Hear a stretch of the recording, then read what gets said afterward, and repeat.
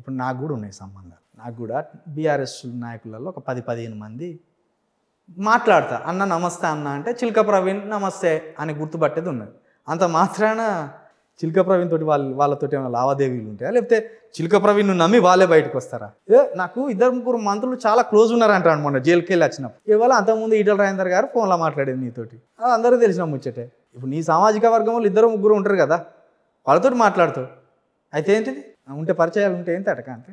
అంటే జనాన్ని మభ్యపెట్టడానికి, వాళ్ళ మైండ్ డైవర్షన్ చేయడానికి చాలా పెద్ద పెద్దలతో ఉన్నాయి పరిచయాలని చెప్పడానికి.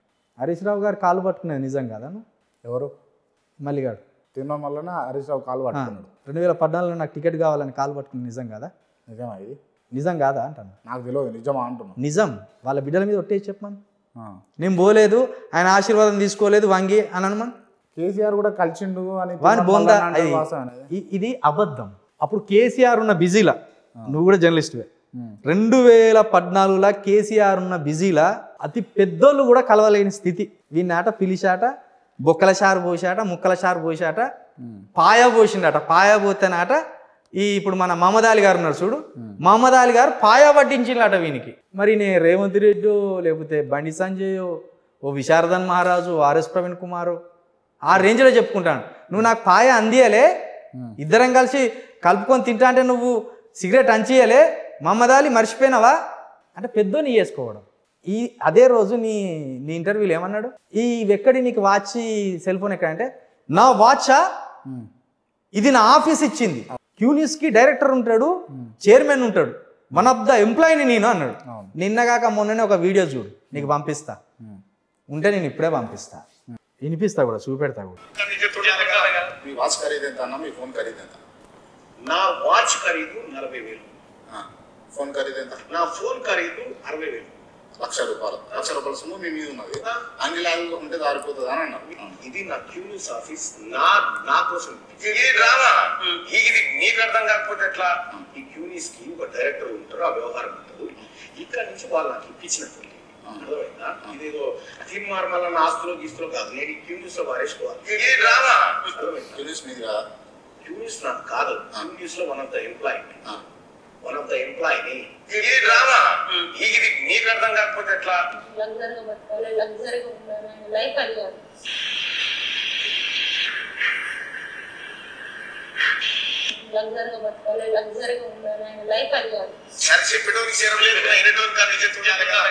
ఇప్పుడు అన్నాడు కదా, చెప్పేటోనికి శరం లేకపోతే వినటానికి ఇజ్జత్ ఉండాలని. నిన్నగాక మొన్ననే చూడు, కేసీఆర్ నీకు టీ న్యూస్ ఉన్నది, నాకు క్యూ న్యూస్ ఉన్నది. కేసీఆర్ నీకు నమస్తే తెలంగాణ పేపర్ ఉన్నది, నాకు శనార్థి తెలంగాణ పేపర్ ఉన్నది. కేసీఆర్ నీకు బీఆర్ఎస్ పార్టీ ఉన్నది, నాకు తెలంగాణ నిర్మాణ పార్టీ ఉన్నది అన్నాడు కదా. మరి నీ అని ఎట్లా అంటున్నావు?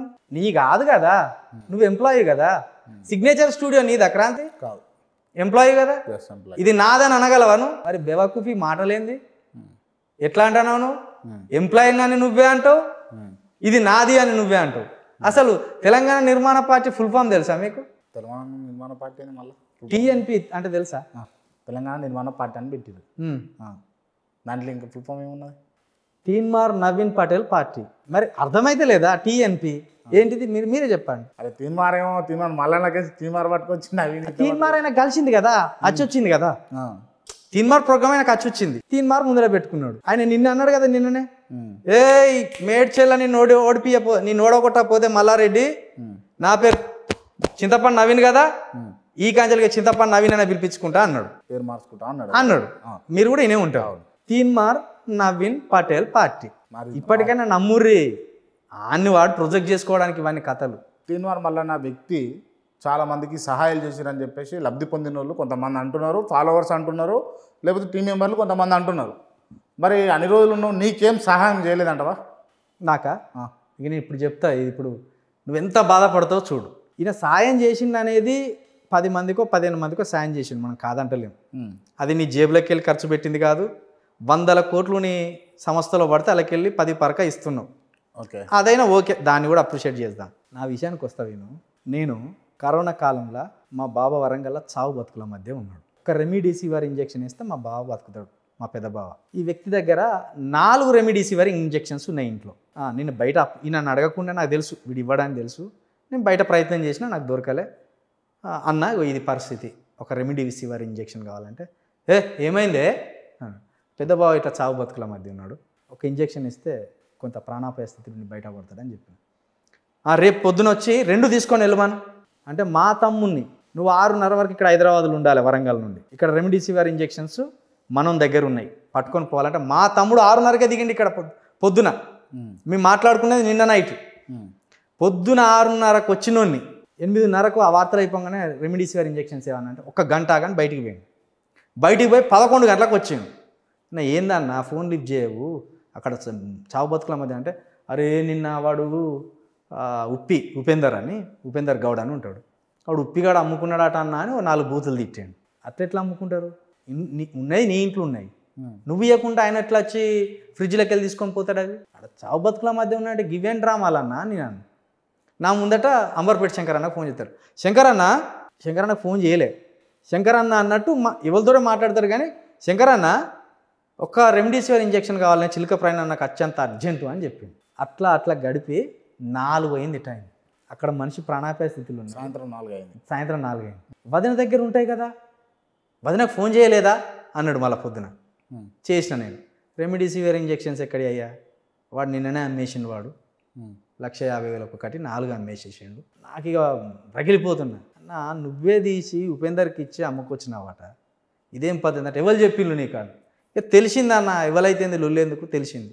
నీకు ఆగు అని 4 చేసిండు. ఇక నేను చదువుకొని అర్జెంటుగా వరంగల్ పోరాను అని మా తమ్ముడిని వరంగల్ పంపించి ఏదో ఇక 60,000 70,000 పెట్టి అప్పుడు రెమిడిసివిర్ ఇంజెక్షన్ కొన్నా. ప్రాణాలతోటి చెలగాటం ఆడే వీనికి మానవత్వం ఉన్నదా? ఇంకో సంఘటన చెప్తా. మా చిన్నక్క పెద్ద బిడ్డ 10th క్లాస్ అప్పుడు, ఇప్పుడు ఇంటర్మీడియట్. ఈ ముక్కుల మాంసం పెరిగింది, శ్వాస వస్తలేదు. ఈ పరిస్థితిలో 2-3 నెలల్లో ఆపరేషన్ చేయాలి. ఇవి గవర్నమెంట్ ఆసుపత్రులలో లేదు, మన తెలంగాణలో ఇది పెరిగితే చేసేది లేదు. ప్రైవేట్ ఆసుపత్రుల్లోనే ఒక 3 లక్షలు ఖర్చు వస్తుంది. విధి లేని పరిస్థితులల్లో నేను డబ్బులు అడగలే. మార్నింగ్ న్యూస్లో చెప్పండి డబ్బులు వేస్తారు, కొంచెం గట్టెక్కుతాం, బావ కూడా లేడు, చాలా పేదరికంలో ఉన్నారు వాళ్ళు అని నేను చెప్పాను అన్న నీకు నాకు గొడవ ఏమున్నది? నేను నెంబర్ 2 ప్లేస్ కదా అక్కడ, నువ్వు నాకు ఇచ్చే గౌరవం ఏమున్నది? నువ్వు నాకే సాయం చేయలేదు, బయట వాళ్ళకి సాయం చేస్తానని బిల్లు ఎందుకు కొడుతున్నావు అంటే చిలక ప్రవీణ్ గారు ఆర్థికంగా నిలదొక్కుకోవద్దు. చిలక ప్రవీణ్ గారు ఆర్థికంగా నిలదొక్కుంటే వీని వల్ల మన కూసాలు కదిలిపోతాయని నువ్వు గ్రహించినావు. మరి దానికి బదులు అన్న ఇందులోకి వెళ్ళిపోవన్నా అంటే అయిపోతుంది కదా. ఇవన్నీ నాకు మనసులు ఉండవా? బయట అందరు చూడడానికి వానికో 50,000 వీనికో 50,000 ఇచ్చి ఖర్చు పెట్టుకోపోర్రి. వీని భయం ఏంటంటే మా తమ్ముడు MA BEd ఒకసారి MRO జాబ్ పోయింది. వీడు ఊహించని మీటింగ్ పెట్టినాం వరంగల్లో. మేము ఒక పెద్ద డిబేట్ పెట్టినాం విద్యావంతులతోటి హనుమకొండలో. ఒక 50 మంది కూర్చొని వరంగల్ స్థితిగతులు ఎట్లున్నాయో పెద్ద డిబేట్ పెడితే మా తమ్ముడు అనర్గళంగా చెప్పిండు.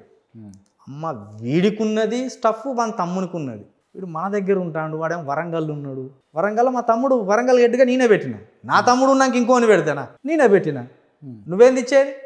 అని ఎట్లా తీసేయాలి? హెడ్కి ఎట్లా తీసేయాలి వాడిని? వీడు ఇక్కడ పాతకపోయిండు, వాడు అక్కడ పాతకపోయిండు, ఏం చేయాలి? సబ్జెక్ట్ ఉన్నది. మళ్ళీ ఏదో చిల్లరగాన్లు కాదు, సిగరెట్ తాగేటోళ్ళు కాదు, మందు తాగేటోళ్ళు కాదు. మా తమ్ముడు వీడిని ముఖం పట్టుకొని తిట్టిండు. అరే లుచ్చగానివిరా నువ్వు అని తిట్టిండు. మా అన్న నిన్ను ఎందుకు నమ్ముతాడో తెలుస్తలేదు, లుచ్చగానివిరా నువ్వు అన్నాడు. ఎందుకు? ఏ సందర్భంలో? వీళ్ళ అన్న అక్కడ ఒక ఈ కరోనా కాలంలో వంటలు వండి పెడతాను కదా, అక్కడ 50,000 40,000 వసూలు అవుతున్నాయి.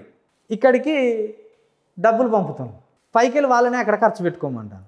ఇక్కడ 50,000 కలెక్ట్ అయితే 50,000 నువ్వు ఇంట్లో వేసుకుంటే మళ్ళీ అక్కడ ఎవడు పెట్టాలి? మరి డబ్బులు అక్కడ ఫుడ్ ఎవడు పెట్టాలి? ఇదా మీరు చేసే రాజకీయం అని మా తమ్ముడు తిట్టిండు. అది రికార్డింగ్ చేసుకొని నాకు వినిపించింది. గిట్లా తిడతాడు నేను అన్న, తిడతాడు. 100 వస్తాయి, 100 వచ్చినందుకు చిన్న చిన్న అన్ని పట్టించుకుంటాం ఇక మనం. మరి ఏదో తప్పు జరిగింది, మీ అన్న ఏదో అన్నాడు అందుకే అన్నట్టున్నాడు అని ఒక భయం పుట్టింది మా వల్ల. ఆ భయం అట్నే కంటిన్యూ అవుతుంది. ఇంకా నేను చెప్తున్నా కదా క్రాంతి, వాడు ఏ చిన్న ఎలిగేషన్ నా మీద పెట్టాలనుకున్నా ఇంకా వాడు ఊహించని తెగింపు ఉంటుంది ఇక నా దగ్గర. వాడు ఊహించని తెగిస్తావన్నా, నువ్వు చూడు ఏం చేస్తావు వానికి. ఇక చూడు, ఇక మనం చెప్పొద్దు, ఈ సినిమా డైలాగులు చెప్పొద్దు. నిత్యం అయితే వాడిని ఏదో విధంగా వెండగడుతున్నా కదా. మొన్న 500 ఇచ్చి ఆ చెర్లపల్లి జైలు కాడికి పిలిపించుకున్నాడు అక్కడ మందిని. నిజమా ఇది? అరే అడుగు, ఇప్పుడు నీకు అక్కడ తెలిసే ఉంటారు 2-3. వీడు ఎవడన్నా వస్తాడు, ఓకే నువ్వు అన్న కాడికి వద్దాం. 2వసారి పాదయాత్ర మొదలుపెట్టిండు కదా, ఏరి జనమేరి. మరి అన్ని ఖాళీ కుర్చీలే ఉంటాయి జనమేరి. మరి అక్కడికి రాని జనం ఇక్కడికి ఎందుకు వచ్చిండ్రు? నువ్వు తెలంగాణ ఉద్యమంలో బాగా పోరాడి జైల్లో పడ్డావా, లేకపోతే స్వతంత్ర పోరాటం చేసి జైల్లో పడ్డావా? కేసీఆర్ మీటింగ్కే జనం వస్తలేరు, నీకెందుకు వస్తారా డబ్బులు పంచండి తమాషాలు చెప్తావు ఎవరినో నమ్మేయాలని చూస్తావు క్రాంతిని నమ్మిస్తాడేమో చిల్క ప్రవీణ్ నమ్మించడం అని వల్ల కాదు నిమిషాలలో అని నేను పసిగడతాను నీ అన్నకు 3 అంతస్తుల బిల్డింగ్ ఎక్కడిది డ్రైవర్కి మియాపూర్లో డ్రైవర్ ఎవరు రెండో అన్న క్యాబ్ డ్రైవరు హైదరాబాద్లో మియాపూర్ లాంటి కాస్ట్ ఏరియాలో కాస్ట్లెస్ట్ బాగా కాస్ట్ అక్కడ 3 అంతస్తుల బిల్డింగ్ కట్టగలరా కార్ డ్రైవర్ మరి ఎట్లా వచ్చింది ఆనందమయ అపార్ట్మెంట్లో 2.5 కోట్లు పెట్టి నువ్వు పాదయాత్ర పోయేటప్పుడేమో రెంట్ రూములు ఉంటావు 25,000 రూపాయలు రెంటు నువ్వు ఆ పాదయాత్ర పోయేలోపే నీకు 2.5 కోట్ల బిల్డింగ్ వస్తుందా మరి నాకెందుకు వస్తలేదు అనేది నా బాధ నువ్వు నీతిపరునివే నేను నీతిపరుని ఇద్దరు నీతిపరులే అక్రమం చేస్తేనే వస్తాయి నీకు అంత ఈజీగా పెద్ద నీకంటే పెద్ద జర్నలిస్టులు లేరా జర్నలిస్ట్కి నాకు ఒక్కటి నచ్చింది ఇంతమంది విధవలు వాడిని జర్నలిస్ట్ అంటాను ఇట్లా అనకూడదని ఆకునూరి మురళి కానీ కొండ విశ్వేశ్వరరెడ్డి కానీ ఈ తపాష్ కొంతమంది ఉన్నారు ఈ తపాష్ వాడిని జర్నలిస్ట్ అంటాను వాడు జర్నలిజం చేస్తాడా జర్నలిజాన్ని వాడి రాజకీయం కోసం ఉపయోగించుకుంటాడు వాడు సేవ్ జర్నలిజం పెట్టడానికి ఈ రఘుకు కానీ వీనికి కానీ ఇజ్జత్ లేదా యూట్యూబ్లో మీ ఇష్టం ఉన్నాడు తిట్టి మిమ్మల్ని జైలు ఎత్తే సేవ్ జర్నలిజమా మరి ఎన్టీవీలో ఉన్న వాళ్ళని అరెస్ట్ చేస్తలేరు టీవీ9 ఉన్న వాళ్ళని అరెస్ట్ చేస్తలేరు లేకపోతే ఐ న్యూస్ కావచ్చు TV5 కావచ్చు ABN కావచ్చు ABN అయితే ఎట్లా ఎండగడతారో తెలుసు కదా కేసీఆర్ని ఇంత దొరికినా కూడా వదిలిపెట్టకుండా వార్తలు రాస్తారు స్పెషల్ స్టోరీలు రాస్తారు మరి వాళ్ళ మీద ఎందుకు కేసులు అయితే లేవు నీ మీదనే ఎందుకు కేసులు అవుతున్నాయి అంటే నువ్వు వాడే లాంగ్వేజ్ బాగాలేదు నువ్వు అక్రమాలు చేస్తున్నావు కాబట్టి దొరికినావు దొంగ ఫైనల్గా తీన్మార్ మల్లన్న అంటే ఏంది అని అంటే మీరేం చెప్తారు తీన్మార్ మల్లన్న మోసగాడు బ్లాక్ మెయిలరు చోటా నయీము ఓ యూట్యూబ్ ఐటమ్ గాడు